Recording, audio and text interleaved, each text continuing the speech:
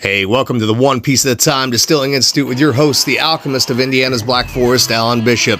Hey, this channel is all about home distilling and legal distilling. If you've got questions, reach out to us in the comments below, social media, or via bishopshomegrown@gmail.com. And don't forget to check out thealchemistcabinet.com. Hey, what's up, guys?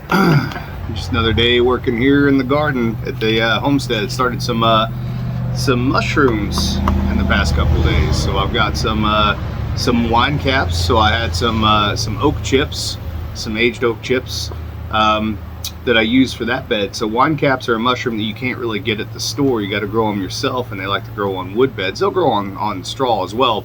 But I had a ton of oak wood chips, and the only suggestion I have for home distillers with oak wood chips, or professional distillers with oak wood chips, unless it's Amurana, and there's a difference between chips and, say, staves or larger pieces of wood.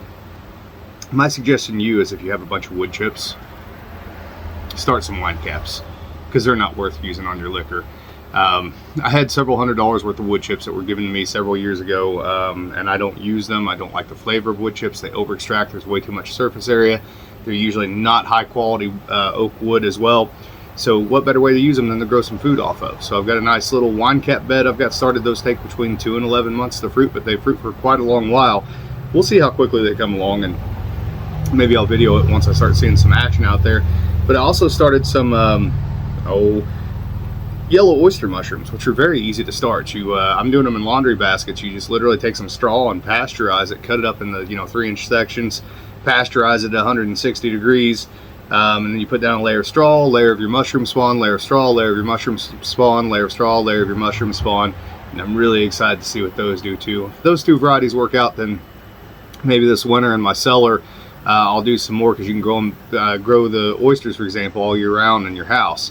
And maybe I'll diverge into some other different species next year as well, because, as I've said on the channel before, it's not just about producing liquor for me, even though that's, my job, my career, along with writing, doing the videos, podcasts, etc. But it's about all the self-sustainability stuff, right? Being ready for anything, as much as what you possibly can. You're never going to be 100% self-sustainable, but there's certainly things that you can do to produce extra food in your garden, or raise some animals, or grow some mushrooms, or anything that you can do that helps make you more self-sustainable. Maple syrup, etc. It's stuff that I enjoy doing. I like being outside. I like being in the sun, right? That's just in my nature. It's who I am. But anyways, checking in today. Got a great question here from my good buddy Bob down in Costa Rica. Bob, if I don't talk to you before I answer this question, I apologize. I saw you called a couple times, and I've just been so busy doing stuff here around the farm that I haven't had my phone with me, and I haven't had a chance to answer. But I will get back to you, brother. I definitely look forward to talking to you, and I always enjoy talking to you. So let's get into this. So let's see.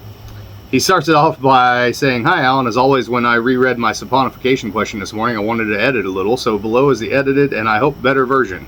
That's awesome. Also, guys, if you have questions, bishopshomegrown@gmail.com, social media and or the YouTube comments below, and check out thealchemistcabinet.com, where you can buy our DVDs and our books, etc. I will be working on the Alchemist Cabinet Volume 3 this coming late fall and winter. Hopefully have that out by late winter if we're lucky. Maybe even might even be a little fiction book coming too. We'll see how far I get on that. But Bob says, "Hi Alan, glad to see the eyes are bothering you less these days. My question is about the process of proofing down and saponification, something you touched on in several of your videos."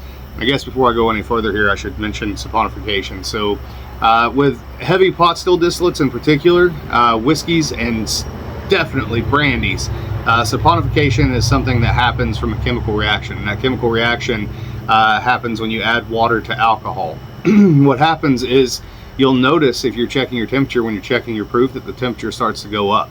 And it's because you're getting a chemical reaction that can create soap molecules. So you can get the aroma of soap and the flavor of soap, and it's something you really want to avoid.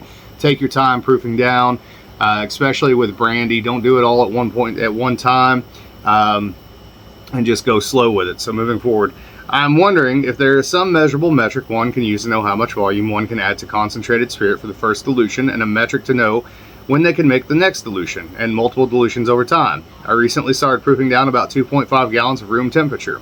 145 proof spirit. When I added 1 pint of room temperature Berkey filtered water to the stainless steel pot of the 145 proof spirit, the temperature in seconds jumped up 6 or 7 degrees Fahrenheit. So I began wondering how long I should wait to add more filtered water for the next dilution. Of course, this is pretty small scale, but I began wondering if waiting for the spirit to return to room temperature before doing the next dilution would be a useful metric for use for the process.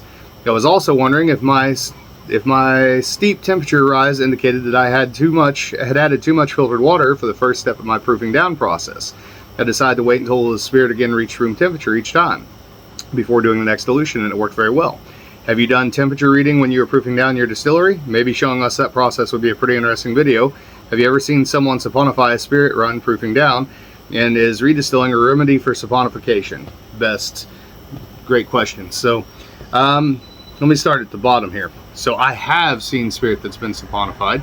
I actually run into spirit on the market quite commonly that's been saponified and is saponified in the bottle, and whether or not they know that that's happening or not, I'm not sure. It's actually one of the primary reasons that distilleries do a lot of chill filtering. Part of that chill filtering is also because they don't want to send the bottle into a cold climate and have it cloud up on them, even though nowadays the consumers are a little smarter, and you can easily explain through marketing that, you know, having a little bit of stuff floating in the bottle is actually your flavor, especially with pot distilled spirits. Just shake it up, it goes back into solution. The other reason is because everybody's in a big hurry to get everything in the bottle, and so they proof too quickly, cause some saponification, and you can clean it up a little bit with plate and frame chill filtering. It's never going to clean it up entirely, but you can clean it up a little bit. A good example of this, I haven't bought a bottle of it in a long time. Some of you guys know that I love Old Granddad Bottled and Bond and Old Granddad 114. The reason I don't like the lower proof version, other than the proof, is it's almost always got a little bit of that saponified flavor to it. And I'm not picking on that brand, I'm just saying that tends to be the case with those style of spirits at a lower proof. Alright, so as far as showing the process, that'd be a pretty interesting video. Do I check my temperature while I'm proofing down? I always check my temperature while I'm proofing down. So in a legal distillery, especially for bottle proof, you have to be using NIST certified hydrometers and thermometers. And so therefore you have to constantly be looking at the charts, figuring out the temperature and figuring out where your actual proof is. I might do a video on that sometime. It may not be nearly as exciting as you guys think it is, because especially when you're getting close to bottling proof, that is a long, laborious process of making sure that you hit that proof right on. Because if you go under proof, then you're false advertising to your consumers, and if you go over proof, then eventually if you get audited, you're going to owe taxes on what you're over proof that you didn't pay taxes on before. It becomes a whole thing when you get into the legal spirits side of things. So as far as the time and the amount to proof down at a time, I do not have a formulation for that. I think you're probably on the right track there, right? As far as waiting until the temperature comes back down to normal. Step one, obviously, is making sure that your water and your spirit are about the same temperature. Have them in the same room, have them come to the same temperature when you add them together. Then you can really come up with that metric of how much did the temperature rise, right? And how much is that going to affect things. Typically, what I'm doing is that most of my brandies off of the still go into the barrel at still proof. So they go in at basically 135 plus or minus a couple degrees. They tend to gain in proof over time and end up in the 140s. So the brandies is where you have to be very careful, because there are so many long chain fatty acids, and they'll saponify a lot faster than what a whiskey will. Now in France and Calvados, the way that they get around this, and they do the saponification, get around the saponification process with proofing, it requires years. So basically every couple years they'll pull their barrels of Calvados down, and they will top them up with water, right? So they'll check the proof. If the barrel's fairly full, they will top up what has evaporated with water, and they only do it every couple years. And so then you get a very slow reduction process down to bottling strength, right? But they're not necessarily timing it in such a way that, like, oh, once the temperature comes down, we'll do this again. I am somewhat like that. What I tend to do is I tend to go into a holding tanker at home. I go into, you know, a carboy or whatever container I'm using that I can close up, and then I drop basically 5 proof points at a time. Okay, so what I'll do is I'll figure out how much water to add to drop from 140, you know, down to 135. I'll add that amount of water while I'm also aerating everything, so everything gets married together, and then I stop and I close up my container, and I'll let it set for at least a week. And then I'll come back and I'll do it again, and then I'll come back and I'll do it again. Sometimes, especially at work, I let it go much longer. With our apple brandy blends for the Old Clifty Hoosier apple brandy at work, we actually tend to proof that down over a period of anywhere from 6 to 9 months, just depending on how much time we have for production, etc., and how quickly we need to get it to the bottle.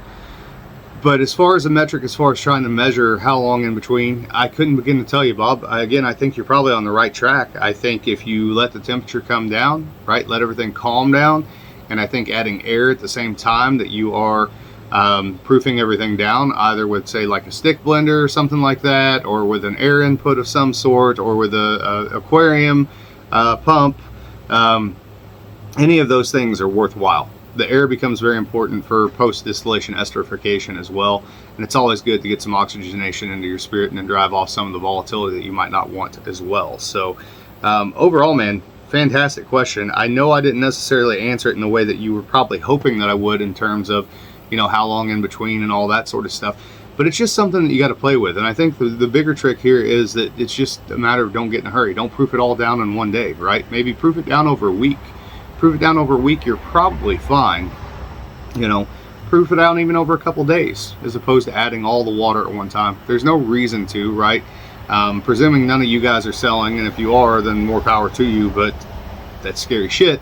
If you're not selling, then you're not in that big of a hurry to get it proofed down, right? So take your time with it. But all right, guys, as always, I appreciate your support and keep your questions coming. Love you. Later.